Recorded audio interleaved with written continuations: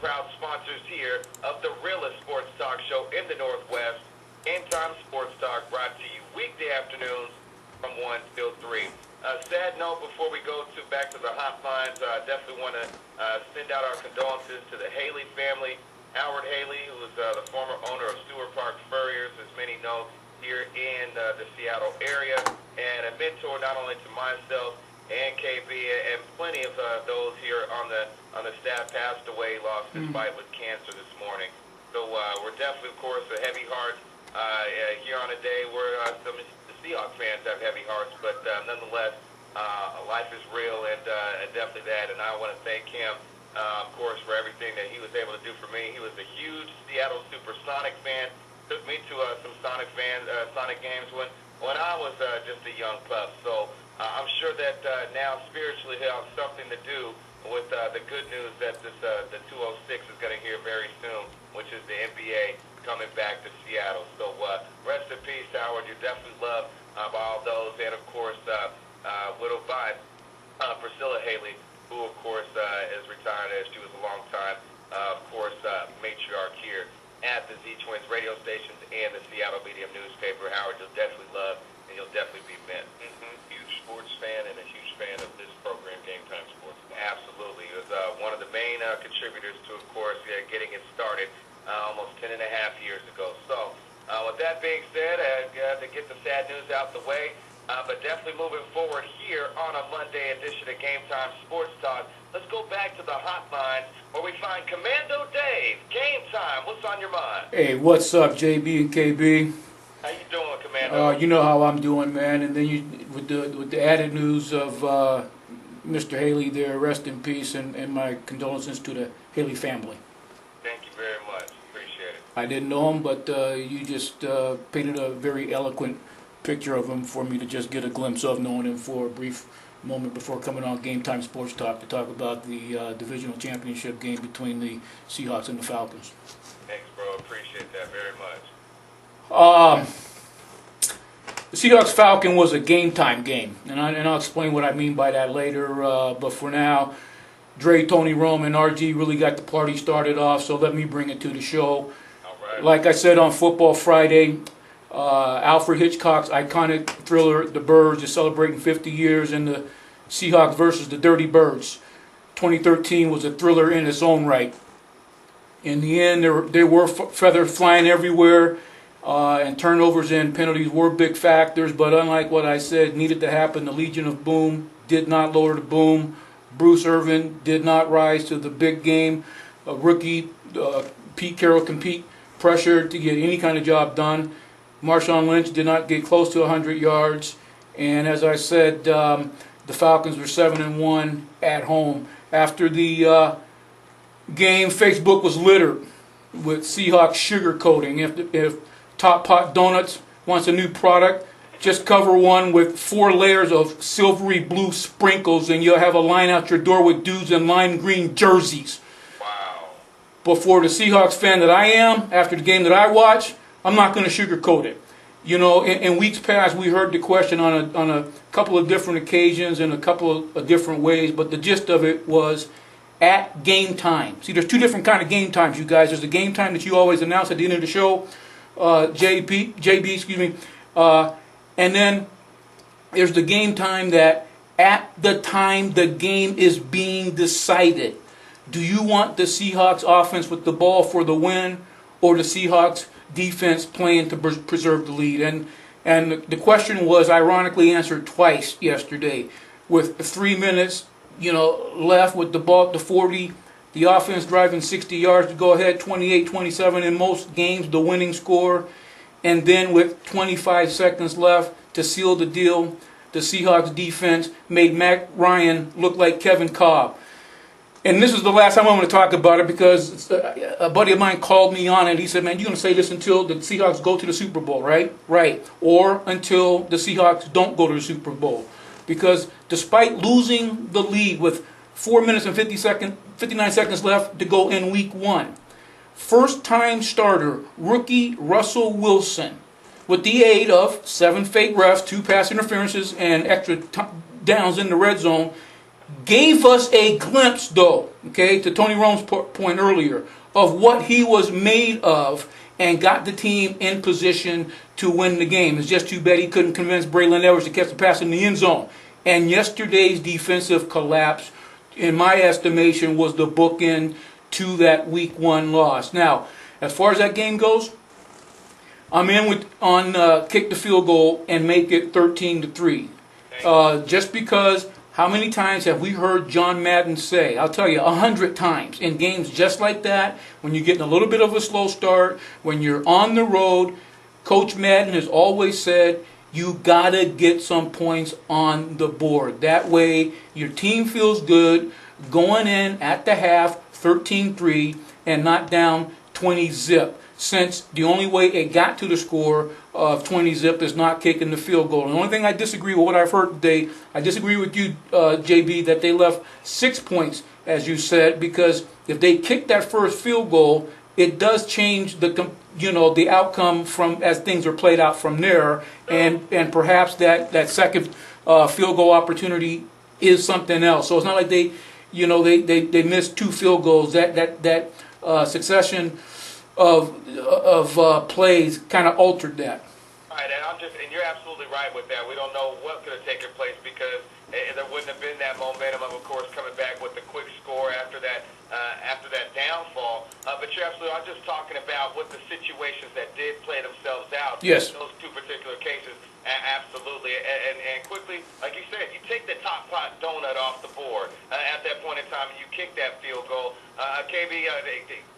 Commando makes a great point into something that we were talking about off the air. Do you trust the offense or do you trust the defense? We were talking about this earlier. You were running down, of course, the losses of the games and once they had that chance. This season, absolutely, you want Russell Wilson in that offense in that situation. You probably want that going forward, but you cannot let the defense, of course, slide to a point to where it's going to continue to be what we saw this season. They have to get that fixed next year, especially on third downs. But he speaks to a point that you made earlier when we were talking off the air. Well, yeah, talking about that there were 4 times when Russell Wilson led this team down the field to either go ahead or win. And, and I went back to that first Arizona game where there was an opportunity there, and he put it in the hands of the receiver. Thank you.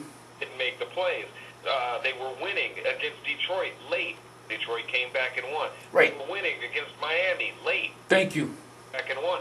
There were a lot of blown opportunities. Almost happened in Chicago. Yeah, it almost happened in Chicago. I mean, and basically Russell Wilson had to win that game twice for the Seattle Seahawks. So at this point, maybe not at the beginning of the season we were thinking that, but now at this point moving forward, I would rather see the ball, especially when you talk about the dynamic and the way that this offense is built, around a power running game. I would much rather have that offense out there chewing up the clock in the fourth quarter than to see another pocket passer sitting back there and chewing up your zone, which you decided that you wanted to play for the rest of the fourth quarter. Your point, Commando, I was way more confident in the fact that Seattle was not only going to come back and make it a game, the lead because of that offense. I was just as nervous as I was confident from that offensive side. On the defensive side, that they were going to blow it the same way that they did against Chicago by playing that soft behind. Wow. What I mean. I do know what you mean, and I felt the same way even when they went into the halftime down 20 points, because see, in football it's not about the points, it's about the scores. So that's why I always talk about it's a 1-score game, it's a 2-score game. You come out, you get a quick touchdown like they did, it changes, the complexion of the game, of course. But going right quick back, we were talking about time management, and on that second End of the half? Yeah, end of the half, I'll say this. If J.R. Sweezy doesn't make it in the NFL, he has a great future as an executive assistant. Oh, Mr. Babineau, Mr. Wilson can see you now. Right this way, please. Because if Russell Wilson can just drop back and cock and throw, he hits an open Zach Miller on the slant in the end zone, and they go in at the half 27. But like I said, I would have preferred going in at 13-3. But that to me, as Dre said, that rush came. I thought Jonathan Babineau was probable. I didn't know that probable meant he's probably going to bull rush J.R. Sweezy and snuff out an opportunity for the Seahawks to get a score before the halftime. Was he the same one that made the play on Michael Robinson on the fourth down? Was that bad? No, that was the safety. Oh, That was a safety. I thought it was safety blitz. I thought it was a guy coming just right over top of the guard. I don't know. Who knows? But still, it was not a pretty performance, at least in those two instances. So. No question about it. And let me just throw this in for free, JB. You said you don't want to hear anything about Richard Sherman, and I agree with all your points of being well taken. But I'm a former DB, corner. And when I look at games, and when I look at this game, like I've looked at nearly every play in slow motion, backwards, forwards, backwards, and forwards. Let me take you guys quickly to Bill Russell. When Bill Russell used to start the fast break by blocking shots. And no one's ever done that since Bill Russell, because everyone's ego doesn't allow them to do that, because everyone wants to put the ball in the fifth row, right? Okay. And yesterday I got the feeling from the first play of the game that Richard Sherman's ego, perhaps of wanting to just show that he can slap the ball away, and it looked like he could have gotten 2, maybe 3 picks, that if he doesn't go with his left hand and he just extends his right hand, there was 3 plays that he is just he's the receiver on that first play of the game. So that's a technique thing, and what you're talking about, and I think that's what really got him burned on that Roddy White bomb. But I think in the same, if we're talking about the same play, where you're talking about the way that he hit it, he still had the presence of mind where it almost became a tip drill, and Earl Thomas almost got that pick. He could have tipped it to himself one time, and a couple times it looked like if he just gone up with the other hand. And again, this is easy for me to say. You know, of course, I call myself the Monday afternoon defensive back on Game Time Sports Talk, the realest sports talk show in the Northwest, and I'm trying to keep it real here. But it's easy for me to say, you know, how it could have played out. It just looked like to me, man, he was more concerned with, you know, batting the ball away and then looking down the receiver than he was making a play on the ball and coming up with the pick. That's all I'm going to say. Well, Mr. Monday afternoon cornerback, Yeah. I'm gonna ask you this then. How many times was he the target, if you will? I mean, that was a bold offensive strategy, a bold offensive scheme. He threw the ball at least 8 times in Richard Sherman's direction. They were going to test him. You know, He had a great game. I'm not taking, you know, I sound like I'm taking something away from him. I'm not. I'm just giving an observance of. I'm not taking anything away from him. I just don't think that there's anything necessarily to say after you get beat for 40 yards. But that's neither here nor there. But I'm just he saying. didn't say anything. I'm He just saying. clapped when he got it put in his face. What is he supposed to do? Turn around and walk away? No, but we did have an issue with somebody smiling when they got the Sharpie pulled on them, and I saw a smile there at the end of that play too. That was sarcastic. I know it was, but anyway, I don't think it necessarily had to do with trying to target Richard Sherman. I think that the Atlanta offense was necessarily, they weren't going to change what they were going to do no matter what corner was on who. If Browner happened to be on Julio, or Sherman happened to be on Julio, or if they wanted to go to Roddy White and they just decided to switch areas of the field, I don't think that Atlanta necessarily were looking to try to stay away from any of their corners. I think that they did a good job of attacking the outside edges of the defense. I think they did a great job, and I'll let you go ahead and finish, Commando, and you can add to this. I think they did a great job causing mismatches or causing the matchups that they wanted, and they completely wanted the matchup with Sherman versus Browner. Browner was locking his guy up as far as in press coverage, bumping him off the route. There was nothing there for Matt Ryan. They knew that they had whatever they needed with Sherman because he was not playing press coverage. If that was press coverage, it wasn't pressing anything. It was loose. And so they were able to get off their routes and whatnot. So that's just what I saw from that standpoint. Well, as I've been harping on watching this season from a week one perspective, the NFL playoffs is about winning your division, period.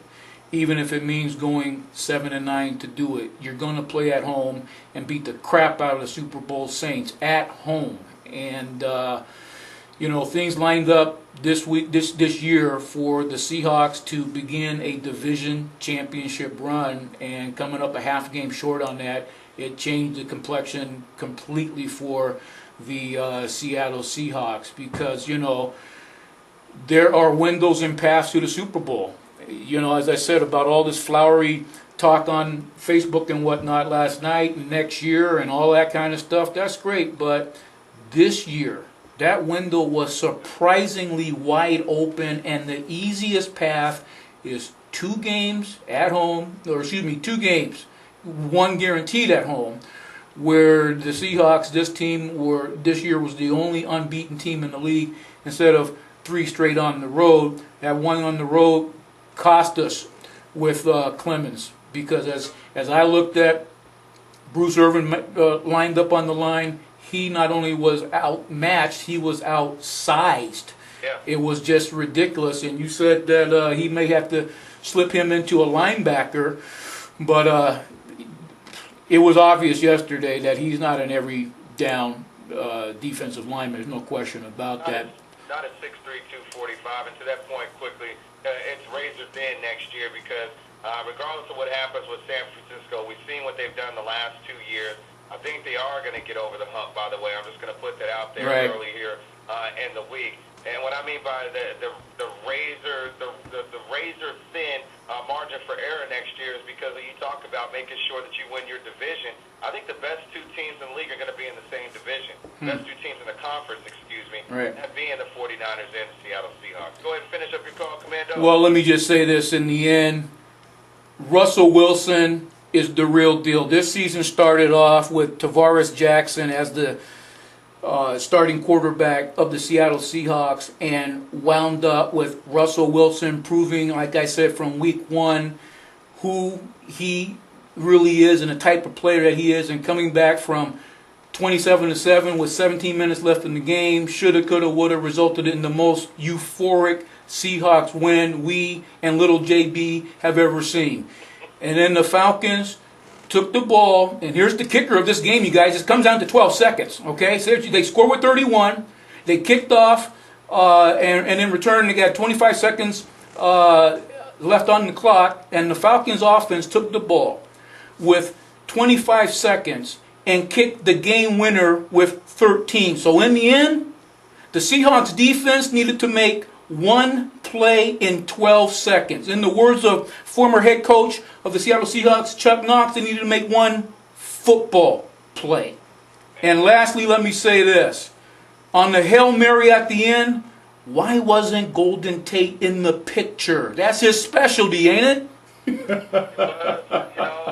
think the other side the same way, and I think that at first Russell was going to go there the same way. They scoped that out just like they did the Green Bay play. Mm-hmm. When you look at it, they were over there. They were not going to be fooled by Golden State. They made sure that they had bracket coverage on them. If you look at the replay, I don't think that they ever should have gotten to that point where they're throwing a Hail Mary pass, because the play before that, the little dump off to the side. I mean, I understand that you're trying to get to the sidelines, but you have one. You could have got more yards. I mean, you have 1 shot. You have what did they have? 6 seconds left. But guess what, KB? Then he gets tackled in bounds, and what are we looking at the end of the game? We're looking at the same way we looked at the end of the first half. And how irate would you? Well, good Lord, I don't even want to think of what I would have. Go ahead, last shout outs, Commando. Man, last shout outs go to the Baltimore Ravens. Dad, rest in peace. You know, I rolled with the Ravens. My dad from Baltimore, and it was ironic that how giddy I was about them snatching victories from the jaws of defeat against the Broncos, and then the very next day I didn't like that at all. I also rolled with the Texans. They didn't do anything. I rolled with the 49ers, and they just handled the Green Bay Packers like you couldn't believe. And of course, man, rolled with the Seattle Seahawks as always, and rolling with them now that Pete Carroll is coaching this team the way he's coaching. I'm going to always roll with the Seahawks till the wheels fall off. Always good being on with you guys. Hey, always good to be with you, Commando. Have a great Monday afternoon. Commando Dave checking in and out here on Game Time Sports Talk.